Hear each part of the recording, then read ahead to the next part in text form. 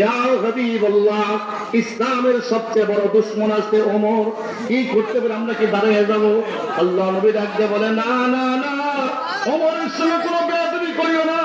ওমরকে আসতে দাও, ওমরকে হলান সাহলান বলো, ওমরকে আমার কাছে আসতে দাও।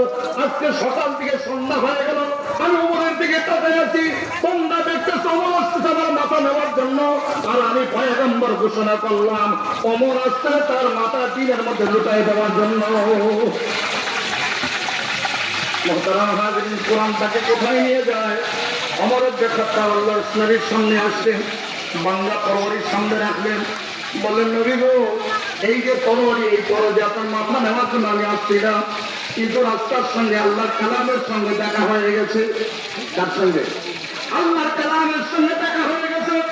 আল্লাহর কালাম আমার মাথাকে আপনারা প্রথমে উঠে দেওয়ার জন্য বলেছে, ও নবী আমাকে মুসলমান বানিয়ে দেন। আল্লাহ নবী